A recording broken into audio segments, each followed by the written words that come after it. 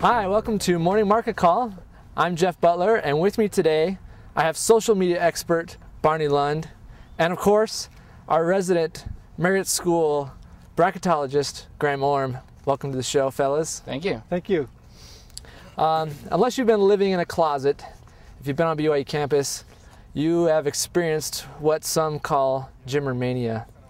Today we're going to explore the rise of Jimmer mania and what types of business involvement has helped lead to the rise of Jimmer's popularity here on campus and around the world, frankly. So Graham, paint us a picture of Jimmer mania. Great, well thanks Jeff.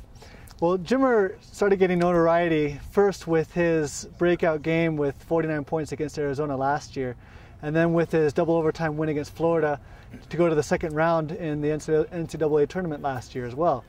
And then it started picking up even bigger when he started scoring 40-point games this season as well. Notably, his 47-point outing against Utah, and especially that half-court buzzer beater at halftime. Here we're going to break to a video that shows that clip.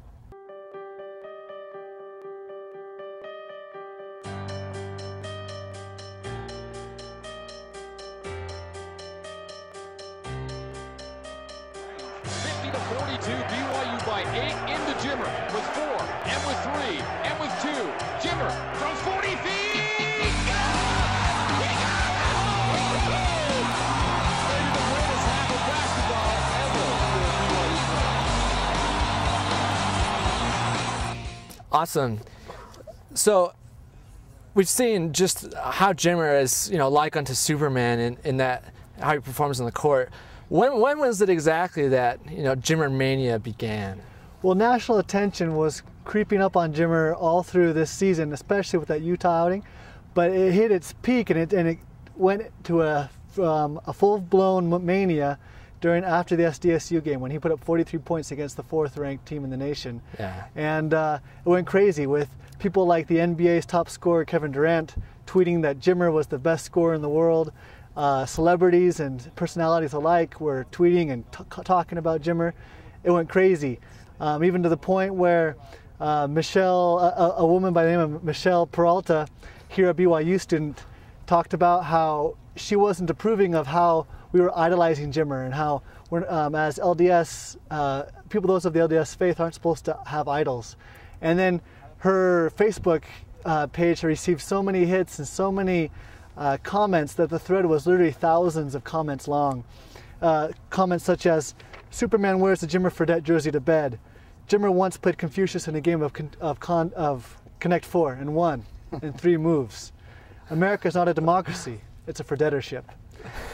So where it peaked was when Jimmer's name was no longer a noun, it became a verb. Right, that's incredible. And I think part of what's maybe led to his rise in popularity is his name, and that it is very catchy and something that is easily adaptable into a lot of these euphemisms. That's right, Jeff, especially with the famous "you got Jimmered."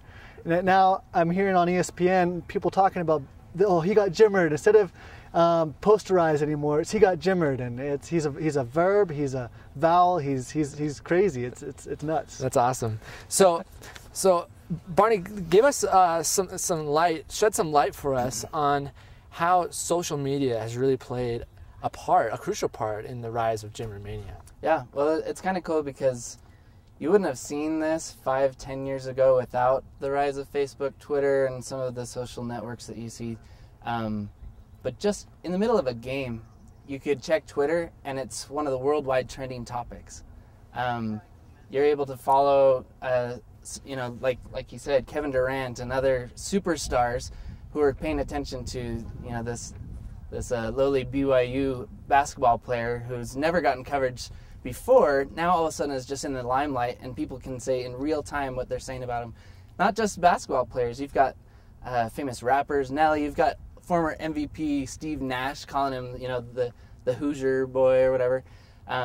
It's amazing how someone like Michelle Peralta, is that her name? Mm-hmm. Can be vaulted into the scene because she says one thing about Jimmer, and everyone comes down on her like a ton of bricks. And that actually got picked up on ESPN, right? And just now it's everywhere. Yes. She became a sensation overnight. She has her own Exactly. Wikipedia link I hear. Oh, yeah. She got Jimmer. So, yeah, she got Jimmer big time. And so who's taking advantage?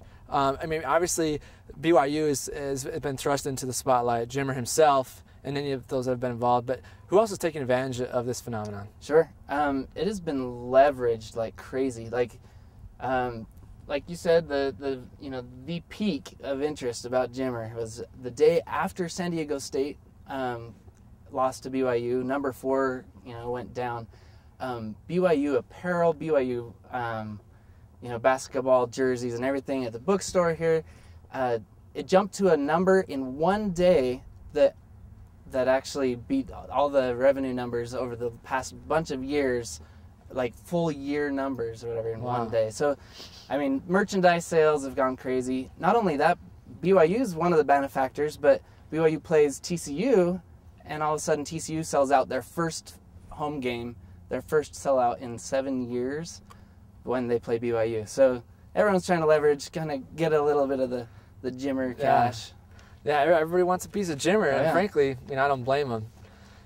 So thank you guys so much for coming on the show, Sure. shedding a little light for us and helping spread the Jimmer mania. And if I'm not mistaken, Graham, Yeah. The truth is, I think we're part of Jimmer Mania. Isn't that right, Barney? That's I mean, right. You've I got wasn't your as prepared poster. as you were, but We're all fans of the Jimmer. I'm on the morning marking call. so this has been another riveting episode of Morning Market Call, and we look forward to seeing you next time. Morning Market Call is brought to you by the Marriott School of Management in cooperation with the Brigham Young University Department of Communications. MMC is made possible by generous donations from Larry Tasjan and Gary Williams. This show was produced by Jeff Butler, David Wood, and Doug Mumford, with line producing by Beth Grimmett. For more information, please follow us on Twitter and Facebook.